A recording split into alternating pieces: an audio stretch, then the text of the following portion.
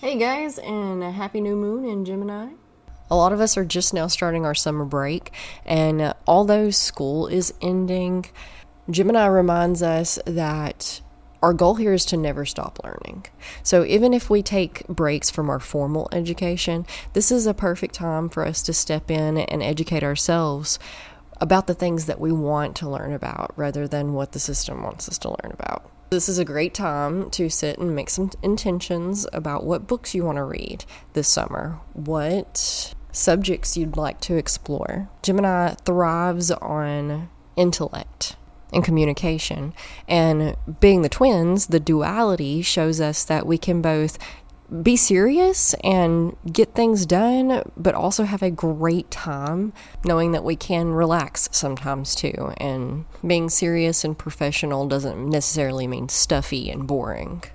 Gemini's like the super smart tech guy at the company that everybody comes to with their issues, but that also goes home and watches anime and plays video games all night.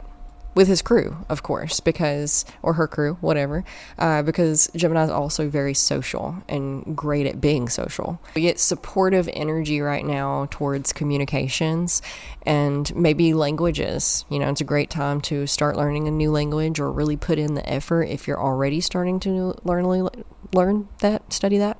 Fun fact, the more languages you learn and the more you learn about languages, the harder it actually tends to be to speak any of them. I'm learning that the hard way. I've been trying to learn Spanish on and off for years and years and years and years and years, and I've only just this past year really put some effort into it and really put the work in to learn it, and I've been making a lot of progress, but I've noticed that the more I learn that language, the worse I am at speaking this one.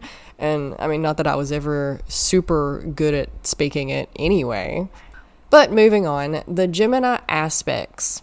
So Gemini is vocal, communicative, technological, innovative, intelligent, clever, they're the trickster, ambitious, independent, lighthearted, and humorous. Lots of crossover with this and Mercury retrograde, with Gemini and Mercury retrograde, because Gemini is ruled by Mercury. So all of the same aspects that we're going to look towards around Mercury retrograde and be wary of, those are the type of energies that are supported right now. The element is air. It's ruled by the third house of mind and intellect, and the chakra is the throat. So any aspects that you're focusing on with meditation or journaling or intention setting or anything that you want to work on in those areas are going to be extra supported right now. So, we covered the learning new things, exploring other languages, having those conversations, those hard conversations with the people in your life. It may be a good time to, bite the bullet on that and get to it. Anything involving technology, and that could be anything from your phone, a website, computer stuff, but also vehicles. Vehicles are technology. And since Mercury controls transportation or influences transportation, it would be in a positive effect at the moment. If there's any puzzles in your life, any questions that you have, any confusion that you have around certain things, it's always a good time to sit and think about those and explore those and journal on those, brain dump. And that's just something that's always a good idea to do, no matter what moon or whatever we're dealing with. But right now, mental clarity could have an upper boost. Really allow your mind to open up and be available for all of the possible solutions to come in. Any of the ideas that you may... sometimes we get too constrictive with our thinking and we limit the possibilities in our mind from even popping up as possibilities. But just practicing opening the mind to anything that could possibly be a solution for anything that you're trying to work through. Gemini is very innovative and adaptable. So strange things, strange ways of doing things, new ideas, workarounds, great time for those. But again, don't forget to have fun. Don't forget to relax a little bit and not take life so seriously. Hang out with friends. It's a great time to socialize. So, yay, summer parties. Really try to practice expressing yourself, however that is. Throat chakra energy here, communicative Mercury energy here. So, expressing your thoughts, your opinions, vocally, through words, like written words. It's a great time to get some affirmations going and established. Formulate some affirmations around your intentions. So sit and think for a second about what you want to work on in these areas, and then journal out some affirmations that go along with those.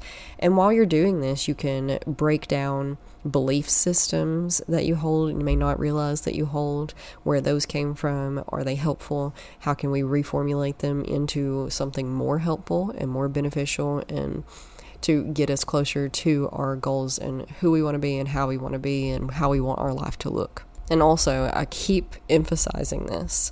Don't forget to have fun, okay? Joy. Life's not that serious. And what's the point of it all if we're not finding happiness at every turn? Allow things to be light. Take heavy things and make them lighter. How can we do that? Because, life is just a series of generally pretty unfortunate events, and if we're lucky, we get some sunshine in between. So just grasp at the sunshine. Grasp at all of the sunshine that you can, and that'll help us ride out the darker, heavier times. We got to learn how to laugh about it, or else we're going to cry about it. And if it's the difference between laughing or crying, let's just choose the laughing if we can. Even if it's hysterical and manic. It's fine.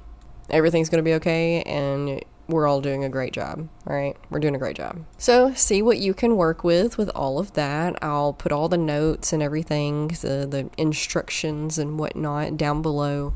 Make yourself a vision board. Journal it out. Send me pictures if you can, if you like, if you want. I'd love to see them. Let me know if you need any help or if you have any questions.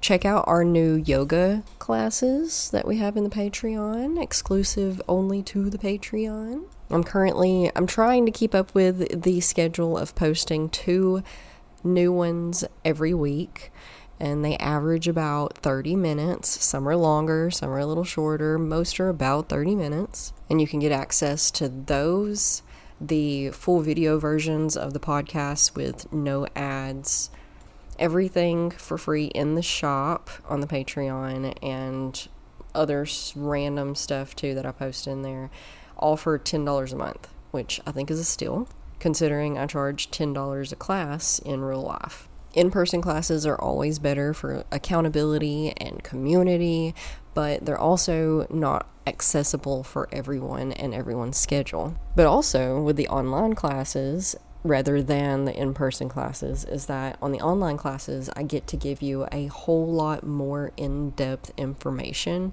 about poses and meditation and all of the things that we talk about on the podcast in a more practical, implementable way.